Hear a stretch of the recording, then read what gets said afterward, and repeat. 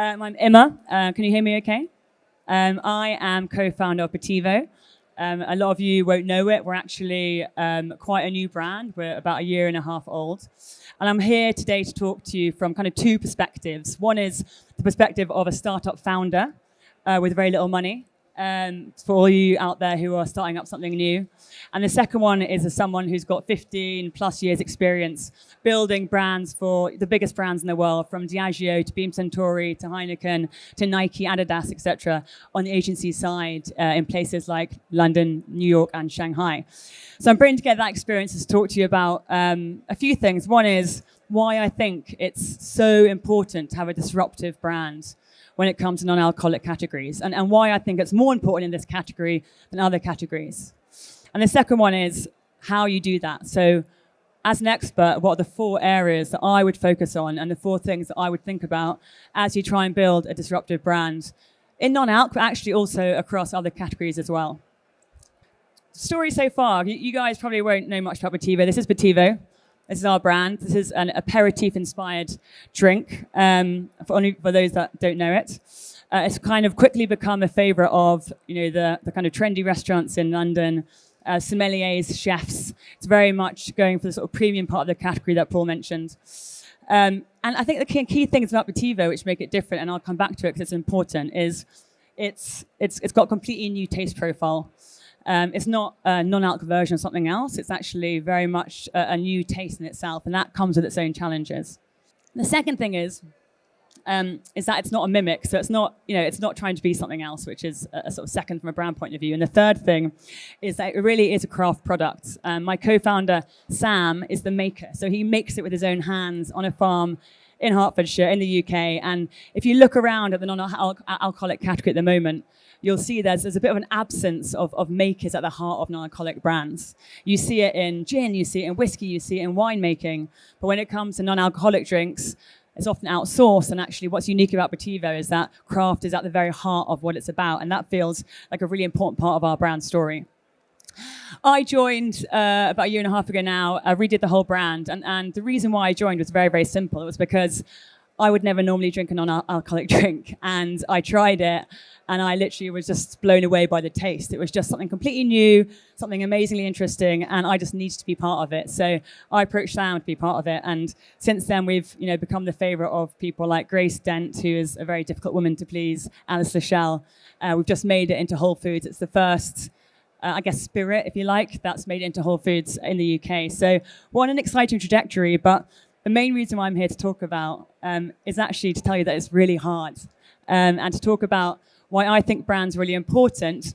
And the reason is that when you enter the non-alcoholic category, you basically inherit 3 massive challenges. And those challenges, as a small brand, are completely out of your control. And I want to talk a bit about those, because that's kind of what I've learned. I think the first challenge is what I call the boy who cried wolf. And for those of you who know that saying in the UK, it basically means that when you enter the non-alcoholic category, you realize that there's lots of stuff out there which people have been disappointed by. In the last couple of years, there's been so much amazing progress and so many amazing new products. Everleaf is one of them that are out there on the market. But a lot of people aren't seeing them because retailers won't allow them on their shelves. But I think the biggest thing is that there's so much cynicism around the non-alcoholic category that actually it's very, very hard to persuade people to even try products because they kind of assume they're not going to be very good. So your first challenge is, how do you even get people to try it? And you inherit that as a new product, and especially one with a new taste, and that's a real challenge. The second one is the fact that the category labeling, or the way that the category is organized, is completely behind innovation. Non-alcoholic drinks are still very, very much in their infancy. And what that means is that the category forces you to basically put yourself in a non-alcoholic version of something else. So are you a non-alcoholic aperitif? Are you a non-alcoholic vodka? Are you a non-alcoholic gin? And actually, if you're a completely new taste profile and you're a completely new product, you don't belong in any of those categories. But you're forced to make a choice because that's how retail or online or whatever it is thinks. And that's a real, real challenge. And then by default, you're also a non-alcoholic something. You're a non-something. So you're very much created or compared to something that you're not something that you are, which makes it really, really difficult. And on top of that, every other category from gin, whiskey, etc., has got a premium category and a not so premium category, and we haven't had that established yet. So you can be a super premium product like Botivo, but you're kind of put in a box with all the others. So there's so many challenges that you inherit from a kind of category labeling point of view, which are out of your control. And the third one is taking risks is risky for buyers. So if you are a new product, you are a new brand, and you're not a non-alcoholic gin, non-alcoholic beer, whatever it might be, buyers don't have the data to prove that the consumers are out there. They know there's lots of beer people who might want to buy beer or stuff that is non-alcoholic beer. But if you are a new product or a new taste, there's no data. So finding buyers that will take that risk is really, really difficult. Hence the challenges that Paul was talking about earlier if you are something new. Anyway, enough about problems. I want to talk about solutions because I think basically what my point of view is that because there's so much stuff out of your control in non-alcoholic drinks, the one thing that you can control is your brand. And the one thing that you can do is be really visually interesting, be really exciting to consumers because they're the ones that are going to give you the moment or give you that second, or the ones that are going to change people's minds and persuade, bartenders, retailers, etc., to be interested in you. So I want to talk about how you get to disruptive brand positioning. Because I think being disruptive in non-alc is more important than being disruptive in any other category for the reasons I outlined. And there's 4 things I would advise you to think about to develop this. And I'm going to go through each of them. And I'm going to use Botivo as a bit of an example to you as to kind of how we got to where we are. But the first one is culture. The second one is category. The third one is consumer. And the fourth one is your product.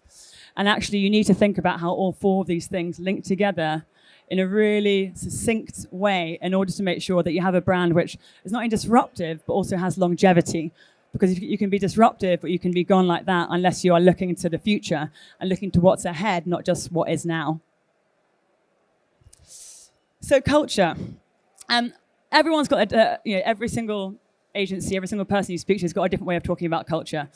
For me, when you want to create a non-alcoholic brand, you need to think about what's been, where the state of the play is now, and then what's coming.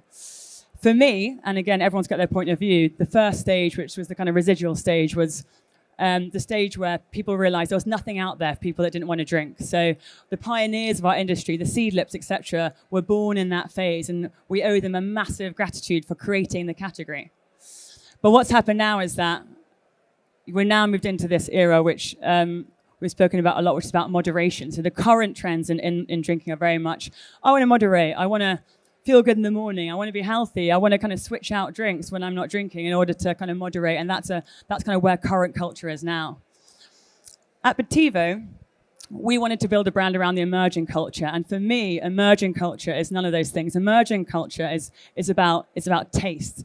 It's about making delicious things that people want to drink all the time. It's about taking crafts, ways of making things that are craft, about making things that are delicious, making things with amazing ingredients, making things that we've seen in all the other categories that have come into it, from beer going to craft beer, from wine going to natural wine.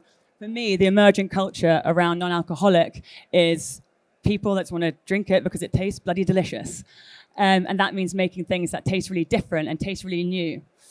And I think trying to find out what your emerging thing is that your brand is talking to is really important. And it doesn't have to be ours. It could be that yours is a health thing. So what's next in health? It could be yours is an environmental thing. Like what's next in the environment? Like what do you want to stand for? And make sure that all your positioning comes from there. The second one is category. And it's about looking at your whole category, looking at all your competitors and thinking about what are the white spaces? What are the tensions? What are people not doing within your category, because we can just do the same thing over and over again, but it's going to be incredibly hard to be disruptive. For Botivo, again, we know that I want to be about taste, want to be about quality and the way things are made from a kind of craft point of view. So it was very kind of clear to me when I mapped the landscape where I saw it was.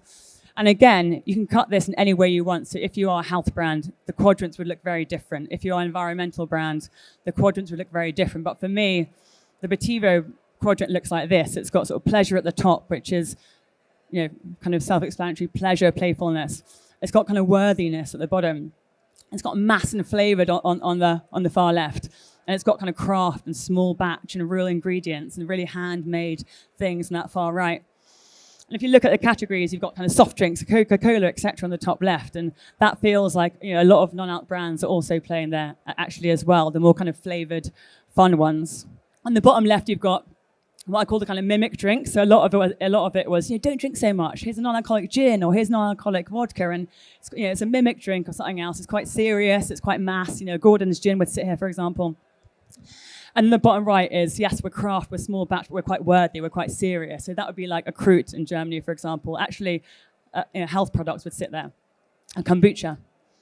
And there's the top right, and this is where we wanted to play. So we're actually top right up here, which is super, super pleasure, super playful. Our brand's all about creativity, playfulness, pleasure, taste-making, fun, but also super craft and small batch. Like everything is handmade. There's no flavorings. There's no preservatives. It takes 5 weeks to make. And that kind of tension is really interesting for me, and it felt like a really, really big white space. So think about what is your quadrants? Where is your white space in the category? And then thirdly, consumer. Who are your core consumers? So I think everyone needs to pick a core consumer. Like, who are they and what makes them different? So I knew that I wanted to talk to a culture that was all about taste. I knew that I wanted to talk to a space that was all about playfulness and craft. So I knew that the kind of consumer that would talk to that, or who I wanted to speak to, was not someone who's moderating, not someone who's cutting back, not someone who's into health. It's actually someone who loves food and drink. And that makes sense from a kind of brand point of view if I'm trying to play into those two spaces. So the Botivo consumer is a foodie. It's someone who bloody loves food and drink and loves the way it's made, loves the ingredients, cares about where it's made and where the ingredients are from. And that makes it really clear for us in terms of where we need to be, what bars we need to talk to, what kind of media spaces we need to play in, and that makes it really easy. And then finally, and I'm ending my time here, is your product. So this is sort of the most important thing in many ways, because consumers nowadays are very, very, very smart, and they know when you are lying to them.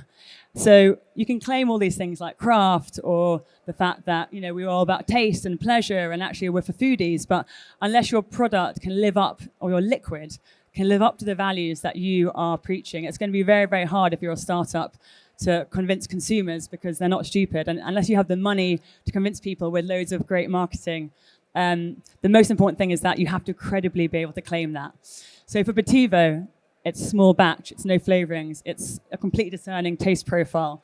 It's completely made by hand, and so we're able to talk to those foodies. We're able to talk to that very unique kind of taste-driven brand positioning. And so it's very, very important that you can do whatever you claim authentically and credibly. So my final slide is just final piece of advice, just those 4 things. In order to create a brand that really disrupts and really resonates, connect all 4 of them. Make sure that you play an emerging culture. Make sure that you play to a category tension or a white space that's out there, and that you work really hard to define what your quadrants are. Land on a really clear consumer. Who are they? And get down to the minutiae detail. Where are they drinking? What do they believe? Who are they? And then finally, ensure that your liquid can credibly claim what you are saying you can do, because otherwise consumers will find you out. And that's it from me.